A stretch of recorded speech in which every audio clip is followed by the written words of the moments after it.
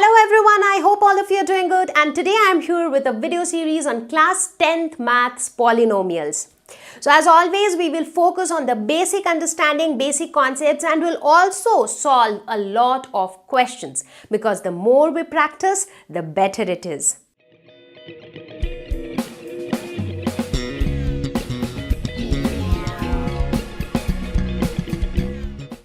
So some of the important areas that we are going to cover today are zeros of a polynomial, mostly the graphical representation part, relation between coefficients and zeros of polynomials. Again, we will discuss mostly the quadratic polynomial. So let's get started. So what is a polynomial? I'm sure all of us know this, but still. A polynomial is an algebraic expression that has variables, coefficients, operations like addition, multiplication, subtraction, and positive integer exponents, that is powers. So x square plus y plus 1 is a polynomial because it has variables like x, y, it has coefficients like 1, it also has operations like the addition, and it also has positive integer exponents, that is x to the power 2, so that 2 is the exponent. So this is an example of a polynomial. So we have already studied a lot about polynomials in 9th standard, right? So in fact, we have covered the basics there, and this video series is a continuation to that. So if at all you haven't watched the class 9th video or you have forgotten whatever you have studied in class 9th, please take a look at the video here. So we will do a very quick recap. I mean, we are not going to spend more than 2-3 minutes doing a very quick recap of some of the important areas on which we are going to study in more detail in this video series. And one of those areas is the degree of a polynomial. What is the degree of a polynomial? The highest power of the variable in a polynomial is called its degree. For example, if you have a polynomial, say z to the power 4 plus z square plus 1. So what's the degree of the polynomial? The highest power of the variable, and that's 4. Similarly, if you have a polynomial, say x minus 1. So what's the highest power? 1. So the degree is 1. Now based on the degree of a polynomial, polynomials are classified into many types like linear polynomial, those with degree 1, quadratic polynomial, the ones with degree 2, and cubic polynomial, the ones with degree 3. So that was a quick basic. And now the next area that we need to focus on is the zero of a polynomial. So again, we have learned that also in 9th standard, which you can see in the video above. But this time we are going to focus on zeros of a polynomial in a bit different way. So we are going to look at zeros of polynomial graphically. Moreover, in this video we are also going to look at quadratic equations more, because in 9th standard we learned more about linear equations and also equations in one variable. So this is like a bit advanced version of whatever we studied in our class 9. So let us do a very quick recap of zeros of polynomial with an example. For instance, let's look at this family which has a little sister and an elder brother and mom and dad. Now the brother tells the sister that okay, if you score good marks in your exams, let's say if you score X marks in your exams, then I am going to give you 2x number of chocolates. That sounds to be a good deal, isn't it? The mom says that okay, so I will get you x square number of chocolates. That's even more. And the dad says that irrespective of whatever you score, I will give you 5 chocolates.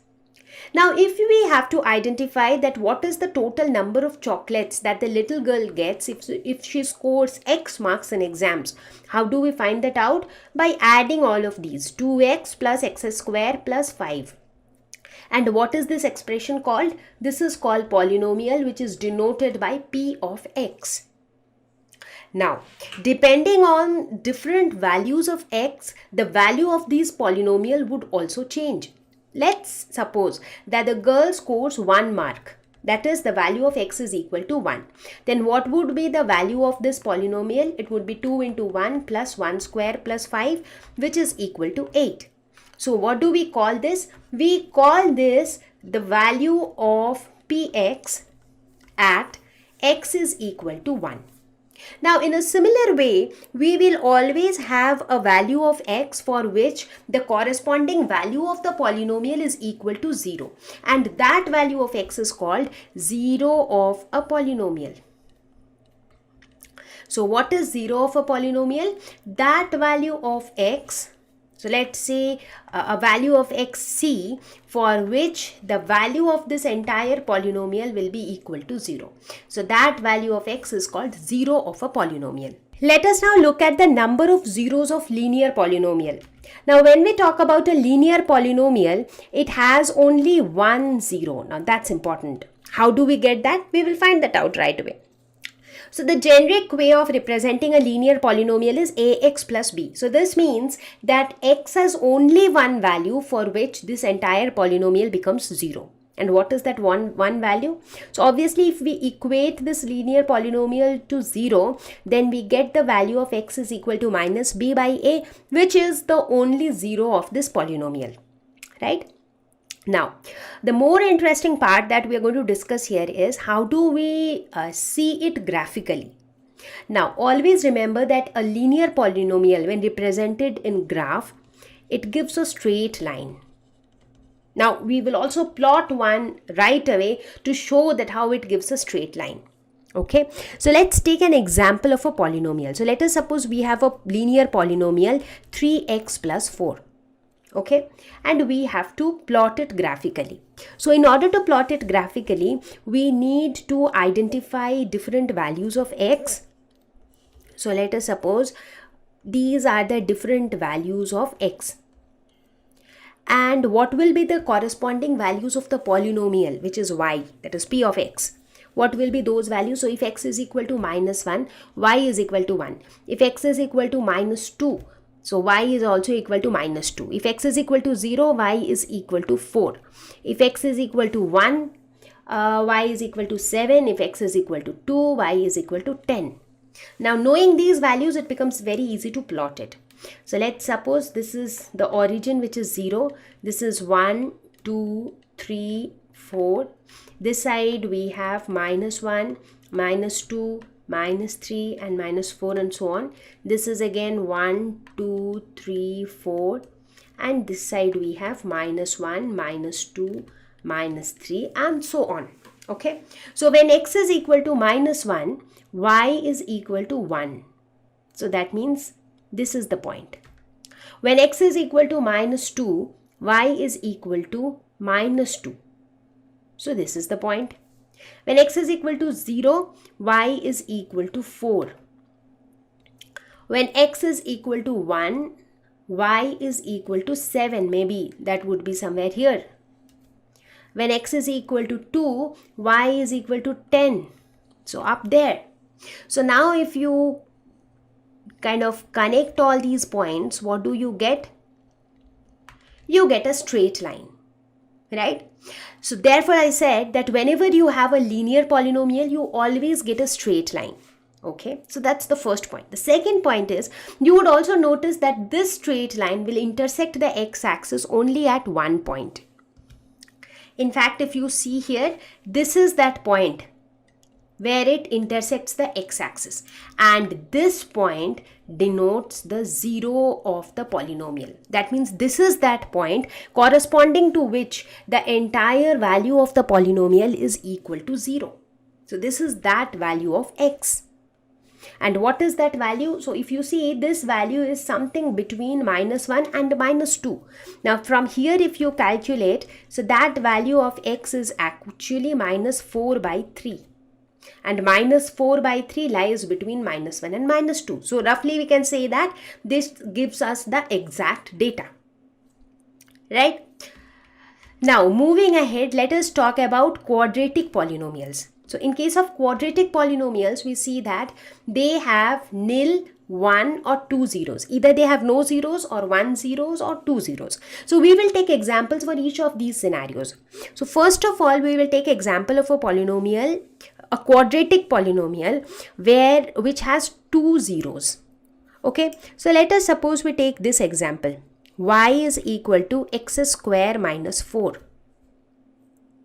So in this case, this is a polynomial. So in this case, So x square minus 4. So basically p of x is equal to x square minus 4.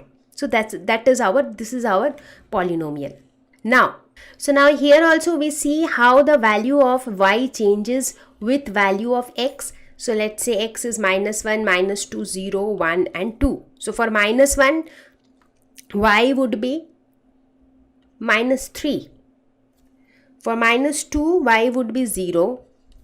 For 0, y would be minus 4. For 1, it would be minus 3. For 2, it would be 0. So this is how it is changing. So let's try to plot it. So when x is equal to minus 1, y is equal to minus 3. When x is equal to minus 2, y is equal to 0. When x is equal to 0, y is equal to minus 4. When x is equal to 1, y is equal to minus 3. And when x is equal to 2, y is equal to 0. So now if we actually kind of join them, this is the shape that we get. Now do you notice something very interesting here? That in this case, the graph is not a straight line, first of all. And secondly, now it intersects the x-axis at 2 points, 1 and 2. So there are 2 points where it intersects the x-axis, which means that it has 2 zeros. And now let us also try to calculate how many zeros are there. So if we equate this entire polynomial to 0, so we get a square minus b square, x square minus 2 square equal to 0. So a plus b into a minus b is equal to 0. So we can say that for x is equal to minus 2 and for x is equal to plus 2, this polynomial will be equal to 0. And looking at this graph also, we see that this point is minus 2 and this point is plus 2. And they are the 2 zeros of this polynomial. So now we can say that by looking at the graph also, we can tell that how many zeros a particular polynomial will have. Let us again look at a quadratic polynomial which has 1 0. So we will take an example like that. So for example, we take a function which is x square. So now again, if we try to plot the graph for x square, what will we see? So let's do it. So this is x, this is y. So for different values of x, let's plot y. So when x is equal to minus 2, y will be 4. This will be 1, this will be 0, 1, 4. So if you plot it here, so when x is equal to minus 2, so y is equal to 1, 2, 3, 4. This is the point. When x is equal to minus 1, y is equal to 1. When x is equal to 0, y is equal to 0. When x is equal to 1, y is equal to 1. When x is equal to 2, y is equal to 4. So this time, what do you notice? You notice that the pattern is very similar to the previous pattern. But here it is touching the x-axis only at 1 point. And that tells us that this has only 1 0. So for this particular quadratic polynomial, we just have 1 0, right? In fact, if we equate it to 0, we see that the value of x will be equal to 0. So x is equal to 0 is a 0 of this particular polynomial. And that is what is being also shown by the graph. Now let us look at the third scenario of a quadratic polynomial where we say that it doesn't have any 0. So again, we will take an example of a quadratic polynomial. So let's say I take this example. P of x is equal to x square plus 4. So in this case, if we plot the graph for different values of x, what do we get? Let's see. For minus 2, this would be 8. For minus 1, this will be 5. For 0, this will be 4. For 1, this would be 5. For 2, this will be 8. Now, if we plot it for x is minus 2, this is going to be 8. So, let us suppose that 8 is somewhere here. After that, for minus 1, this is going to be 1, 2, 3, 4, 5. So, let's say 5 is somewhere here. Then for x is equal to 0, this is going to be 4. Say here. For x is equal to 1, this is going to be 5 again. And for x is equal to 2, this is going to be 8 again. So now you see the shape again is similar, but now it is not touching the x-axis at all. What does that mean? That means that it doesn't have any zeros. That means it has nil zeros, because how much ever points it intersects on the x-axis, that is the number of zeros that it has. In this case, it is not at all intersecting x-axis. That means it doesn't have any zero. Now again, if you calculation wise also, if you check, this will become x square is equal to minus 4. So x is equal to root over minus 4. So therefore, we will not have any real values of the roots, as in the zeros. Correct. So this root of minus 4 is basically an imaginary number. So therefore we say that this particular equation will have no real zeros. Clear? So what do we notice? We notice that looking at the graphs only, we can tell whether this polynomial will have 1, 2 or many roots. Let's talk about a cubic polynomial. So for a cubic polynomial of the form ax cube plus bx square plus cx plus d, it has either 1, 2 or 3 zeros. So these are the three possible options. So let us take an example where we have 3 zeros. So let us suppose we are talking about a polynomial p of x, which is equal to x cube minus 4x. So if we plot its graph, let us see what are the different values of x and their corresponding y values. So x is equal to minus 2, minus 1, 0, 1, 2. So for minus 2, this will be minus 8, that is minus 16. For x is equal to minus 1, this would be minus 1 and this would be plus 4. So that is 3. For 0, this entire thing would be 0. For 1, this will be 1 minus 4, that is minus 3. For 2, this will be 8 minus 8, that is 0. Now let us plot the graph. So x is equal to minus 2. This is going to be minus 16. So I think this would be somewhere here, like very down. For minus 1, this is going to be 3. For 0, this is 0. That means this point. For 1, it is minus 3. And for 2, this is 0. Okay, so here this will not be minus 16, this will be 0 if you look at the calculation properly. So this will be 0. So basically this point will be somewhere here. So now if I join this, the pattern that I get is somewhat like this. And what do we see? How many points? At how many points is it intersecting the x-axis? So it is intersecting the x-axis at 3 points, 1, 2, 3, which means that it has 3 zeros. Now if at all we want to find out the values of those zeros, let us equate this polynomial to 0. So this will be equal to x into x square minus 4 is equal to 0. So this will be equal to x square minus 2 square is equal to 0. So a square minus b square, that is a plus b into a minus b is equal to 0. So the possible values of x are x is equal to 0, x is equal to minus 2 and x is equal to plus 2. And that is what is being shown here. This is x is equal to 0, this is x is equal to minus 2 and this is x is equal to plus 2. So see, so this is very interesting, isn't it? We are able to draw graphs very comfortably, and by looking at the graph only we are able to predict the zeros. So looking at all these cases, what we understand? We understand that if we have a polynomial px of degree n, and if we plot the graph, then the graph is going to intersect the x-axis at most n points. Or we can alternately say that by looking at the graph itself, that at how many points the graph is intersecting the x-axis, we can easily tell what kind of polynomial are we dealing with, how many zeros of the polynomial will be there, what is the degree of the polynomial, etc. Let us look at the second type of example of a cubic polynomial which has only one zero. So let us talk of a polynomial p of x which is equal to x cube. So in this case, again, let's see what are the different values of x and their corresponding values of y. So for minus 2, minus 1, 0, 1 and 2.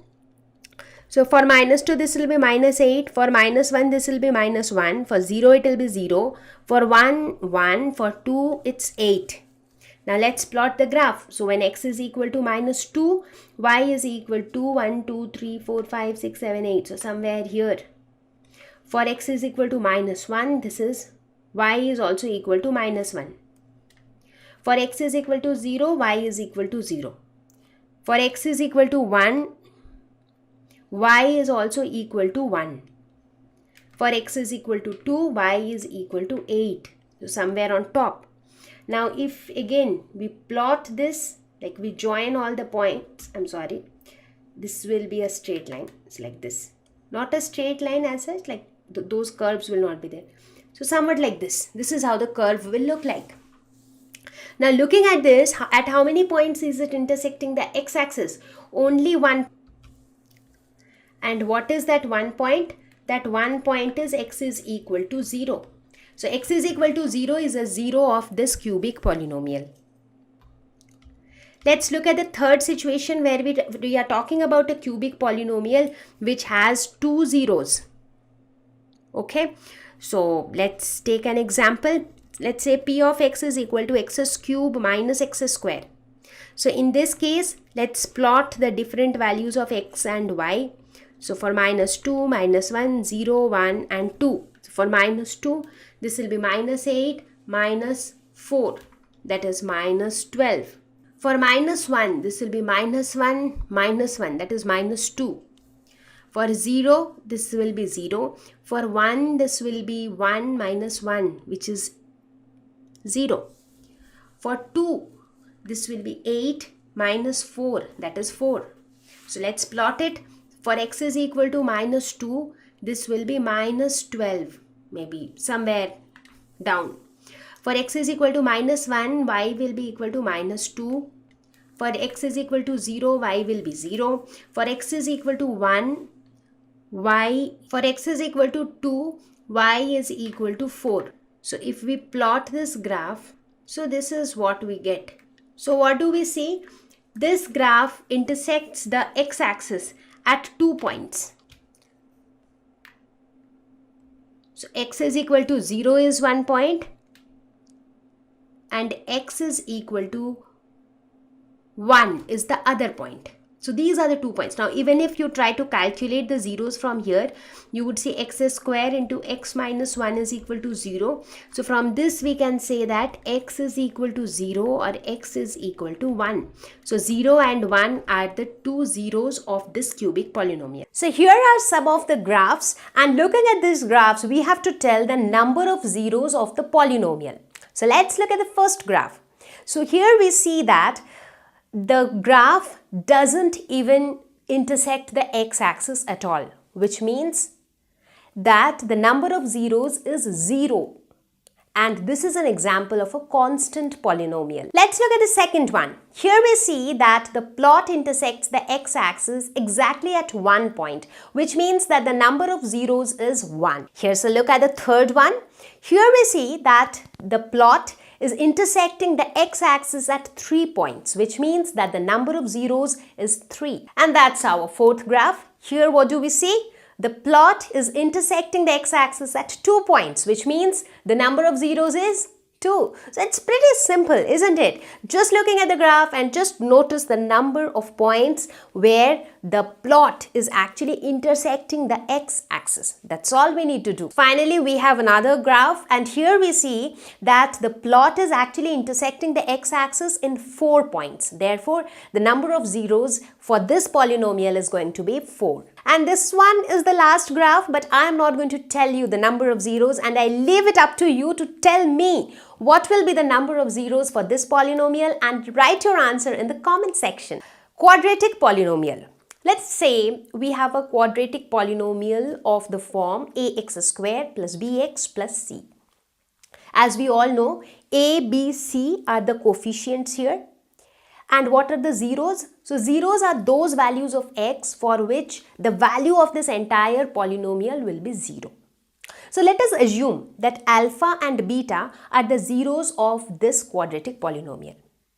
Now there exists a very interesting relationship between the zeros, that is alpha, beta, and the coefficients, that is ABC. So what are those two important relations? The first relation is the sum of the zeros, that is alpha plus beta, is equal to minus b by a. And the second important relation is the product of the zeros, that is alpha into beta, is equal to c by a. Now you will see that using these relationships, we will be solving so many different types of questions, and that's going to be interesting. Now another question that might be coming to your mind is, so from where do we suddenly get these relationships and how? Let's take a look. So how did we arrive at these relationships? So let us take a look. Now for any quadratic polynomial, a generic quadratic polynomial would be denoted as ax square plus bx plus c. Right? Now when I say that alpha and beta are the zeros of the polynomial, that actually means that this is equal to x minus alpha into x minus beta multiplied by some constant k. Right? So this can further be written as k into x square minus alpha x minus beta x plus alpha beta. And again, this further can be written as x square minus alpha plus beta x plus alpha beta, right? So now, if we multiply everything with k, then we get minus k alpha plus beta into x plus k alpha beta. Right, so it was pretty simple till here. Now if you compare this equation with the equation from where we started, then you can get a comparison between the coefficients and the root and the zeros of the equation, right? So now let's compare each term. So if I compare the first term ax square with this first term kx square, and if we equate the coefficients, then we get a is equal to k. Now if we compare the second term with the second term here, then we get b is equal to minus k alpha plus beta. Now k is already equal to a, so we can say b is equal to minus a alpha plus beta, or we can say alpha plus beta is equal to minus b by a. So we already derived this relationship. Now if we look at the third term and compare it with this one, so we get c is equal to k alpha beta, or we can say alpha into beta is equal to c by k, and k is equal to a, so this is c by a.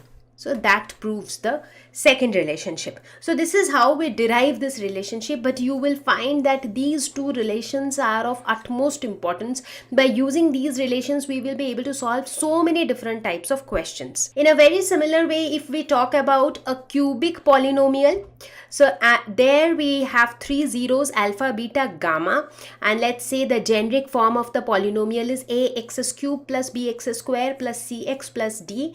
In that case, we would say that sum of the three zeros, that is alpha plus beta plus gamma, is minus b by a.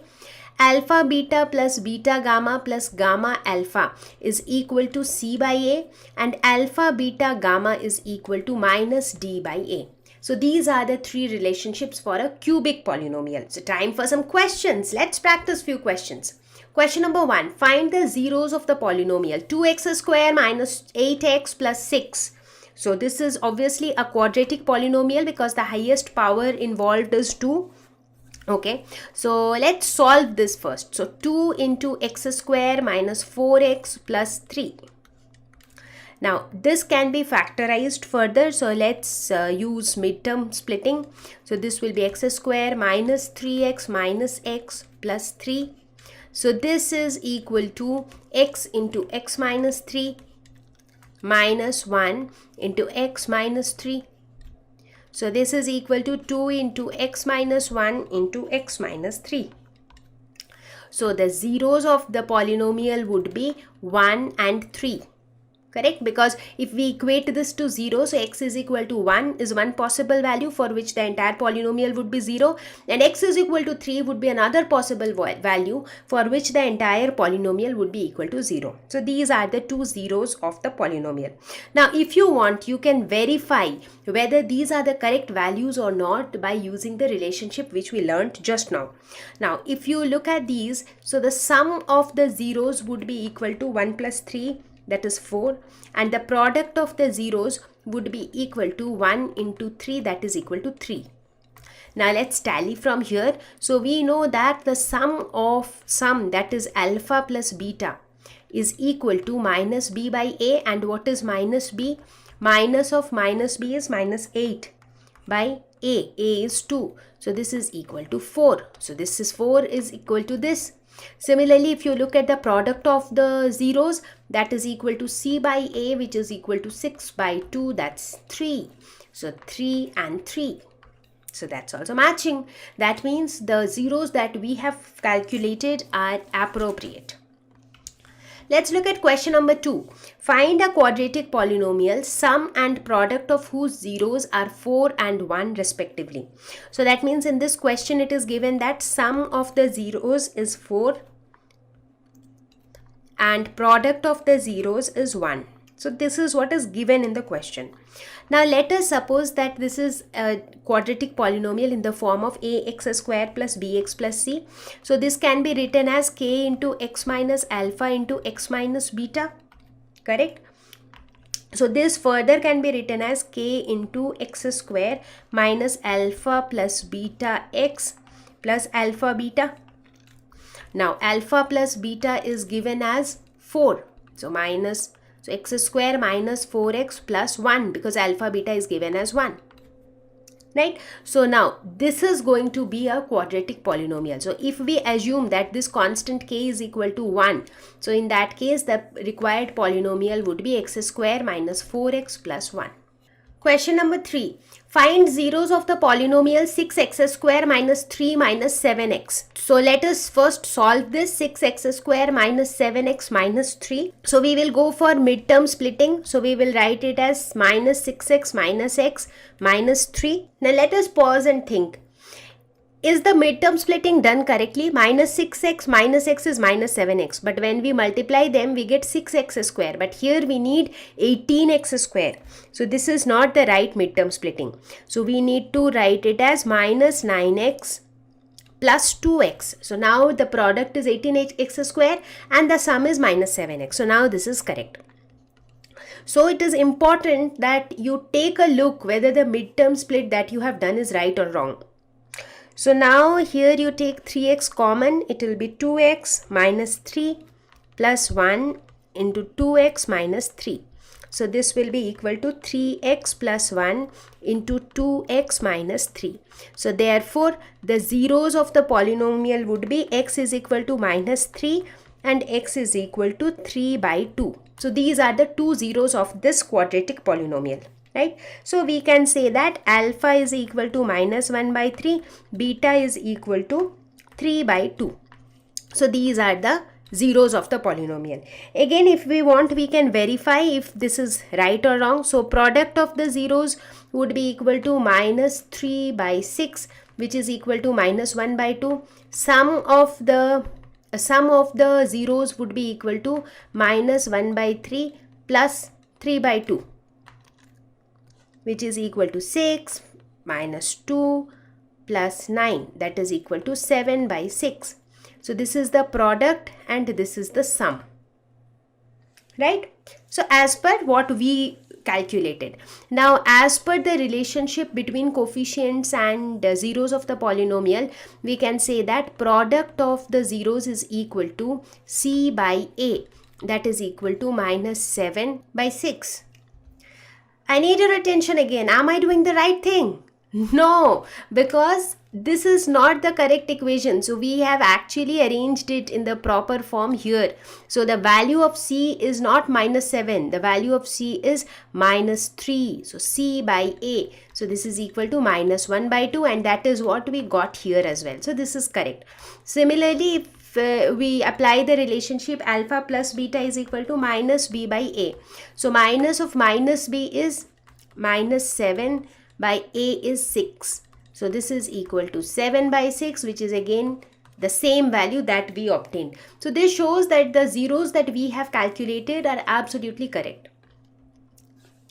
Question number 4. Verify that 3 minus 1 minus 1 by 3 are zeros of cubic polynomial px is equal to 3x cube minus 5x square minus 11x minus 3. And then verify the relationship between the zeros and the coefficients. So first of all, we have to find out the value of this polynomial at x is equal to 3, x is equal to minus 1 and x is equal to minus 1 by 3. So let's do that. So P of 3 will be equal to 3 into 3 to the power 3 minus 5 into 3 to the power 2 minus 11 into 3 minus 3. So this will be equal to 3 into 27 minus 45 minus 33 minus 3. So this will be equal to 81 minus 81, that is equal to 0. Now let us calculate P of minus 1. So that will be equal to minus 3 minus 5 plus 11 minus 3. So this is equal to 11 minus 11, which is again equal to 0. P of minus 1 by 3 is equal to 3 into minus 1 by 27 minus 5 into 1 by 9 plus 11 by 3 minus 3. So this is again equal to minus 2 by 3 plus 2 by 3, which is equal to 0. So we see that all these values are zeros, which shows that 3 minus 3 and minus 1 by 3, they are zeros of the cubic polynomial. Now we also need to verify the relationship between zeros and coefficients. So what are the relationships? We learned that alpha plus beta plus gamma. So what is alpha, beta, gamma in this case? 3 plus minus 1 plus minus 1 by 3. So this is equal to 5 by 3. Now as per the formula, this should be equal to minus b by a. So minus b will be 5 and a will be 3. So this is verified. So this is equal to minus b by a. So one relationship is verified. Now let us look at the second relationship, which said that alpha, beta, gamma is equal to minus d by a. So alpha, beta, gamma in this case is 3 into minus 1 into minus 1 by 3. So this is equal to 1, and this is equal to minus c by a. That is minus of minus 3 by 3. So that is also equal to 1. So this is equal to minus d by a. So this relationship is also verified. Now in a similar way, you can calculate the third relationship, that is alpha beta plus beta gamma plus gamma beta. So I hope you will be able to do that on your own. So I will leave it for you as a homework. So you should do the third part.